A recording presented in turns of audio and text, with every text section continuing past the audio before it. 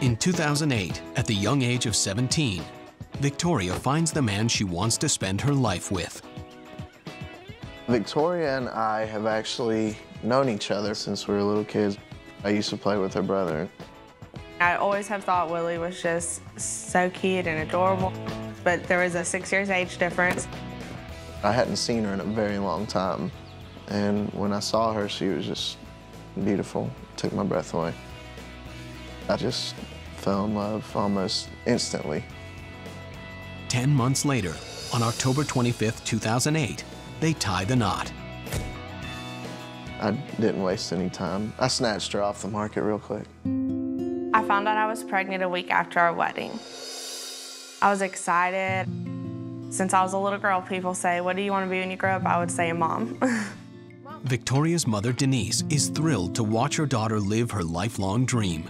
You feel it? Yes. Oh my God. Victoria's main goal was to have her family. She just had that instinct about her. But as much as she was excited about having a baby, it was a very hard pregnancy. She said, "You know, I noticed when I was brushing my teeth, stuff was just dripping out and it wasn't staying in my mouth, but I couldn't control it."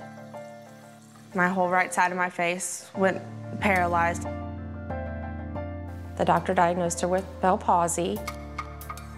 Bell's palsy is a paralysis of the muscles of one side of the face. This is about 3 times more common in pregnancy. The doctor said after she had the baby it would go away, but it was tough to see her like that. I'm so uncomfortable. I got very huge. I gained 50 pounds, and it was a very, very big, round belly. Even her doctors, before they did the first ultrasound, thought maybe she was carrying twins. But it's just one baby. He's born on May 18th, 2009, and named David Ryan. I was induced a week before his due date. My labor was the easiest part of the whole pregnancy. Victoria's pregnancy took a lot out of her. And she just wasn't ready to go through that again, and we just weren't ready to have another child yet. Realistically, I would say, okay, maybe in 2 or 3 years. As a precaution, the couple practices the withdrawal method. We weren't using any kind of birth control. We were just trying to be safe. She was having a period every month, and as long as she was having her period every month, you know, it was like, yes, so we're not having a baby. Before David Ryan, I would have a very, very heavy period, and they'd last about 7 days. And then after I had David Ryan, they would just last maybe 4 or 5 days. I just thought that maybe it's something that happens after he had had a baby. I didn't really think too much on it. Following childbirth, the body naturally produces a hormone called prolactin, and that's the hormone that's designed to cause milk production for nursing a child. That hormone also suppresses the body's ability to ovulate and have regular cycles. By October, 19-year-old Victoria discovers that a lot of things change after you have a baby.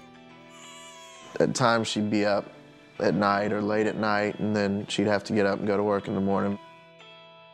So she would drink a giant energy drink every morning. She was complaining of headaches, and I actually told her, "I think your headaches are from the caffeine and the energy drink." Then, a month later, Victoria realizes there's one major thing that hasn't changed since David Ryan's birth 6 months earlier. I'm sick of this. My belly was not going back to normal. I was still 30 to 40 pounds heavier than before I had David Ryan. I wasn't eating a lot, so I didn't know why this belly was just still there. I honestly thought, I'm gonna buy her a girdle. So I did. I said, "Victoria, maybe this will help hold everything in and help the muscles." I would wear it with everything. I'd wear it with my jeans, with my shorts, with my dresses. Everywhere we went, I'd have that girdle on. She would shut the door to the bathroom and would not allow me to see her putting the girdle on. Hey. She said, "If you saw me putting this on, you'd want to divorce me." Later that spring, Victoria, now 20 years old, starts getting sensitive about more than just her weight. We were laying in bed, and I told my husband I wanted some ice cream, and we didn't have any in the house. You want me to go get some? I asked, "Well, do you want me to go get you some ice cream?" She said, "No." No, that's okay. Well, I wanted him to go get some, but I didn't tell him I wanted to go get him to go get some. She kind of gave me the cold shoulder that night. And I kind of pouted, and I didn't talk to him for the rest of the night. I just went to sleep. Yeah, I kind of asked her, are you seriously that upset because I didn't go get you ice cream? I just thought I was being a female, and I was pouting because I didn't get my way. On June 24th, Victoria prepares for a weekend trip to visit her mother-in-law, who lives a few hours away. I was up all night that night. I was having a bellyache. It felt like I needed to go to the bathroom. And so I'd get up and go, and nothing would come out. I just thought maybe I was constipated or something. That morning, we woke up. We went about our day. I went to work. I got David Ryan ready. I packed our bags, then loaded our car. My pains were getting pretty intense towards my lower back and my sides. I called her, and she wanted to eat lunch with me. Babe, you okay? She said, I've been having cramps. It's like breathtaking almost. I said, well, let's go to the emergency room. Just eat, it's okay. And I was like, no, I'm fine. I don't need to go to the emergency room. She had a lot of things to do to get ready for our trip to my family's house. So I was just really trying to be tough and hope that this pain would go away.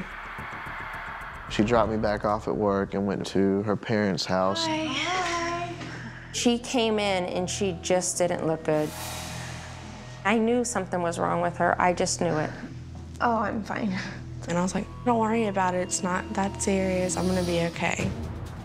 At 4, we started heading to my family's house. The drive is about 3 hours. I was in the backseat with David Ryan, and we were playing. The pain at that point was very, very intense. It was consistent. It wasn't going away. After a 3-hour drive, Victoria arrives at her mother-in-law's house with pain so intense she can barely walk. I noticed that Victoria had to go straight to the restroom. I asked Willie what was wrong with Victoria. He said she's just having some stomach problems. My pain started getting so bad throughout my back and my hips and everything. I still couldn't go to the bathroom. I could hardly move at this point. And it was just an awful, awful, awful pain. And I had actually taken my girdle off. I couldn't talk, I couldn't yell. And so I just grabbed my phone. Victoria sends me a text, and she says, hey, can you come here for a minute? So I grab David Ryan, and I go back into the room. Victoria's slumped over, and she's like, it hurts so bad. I did tell Willie, okay, maybe we need to go to the hospital. I tried to pull myself up, and I could not get up. I just wanted to pick her up and take her to the car, but I couldn't because, I mean, she couldn't move at all. It felt like something was just ripping my hips apart, like my insides were just tearing up inside. She gets down on her hands and knees, and she reaches down between her legs. Something's coming out of me. She says, something's coming out of me. I really thought I was just gonna die, that was it. I get behind her. I see what looks like a baby's head coming out. I said, oh my word. And the next reaction was, catch the baby before it hits the ground.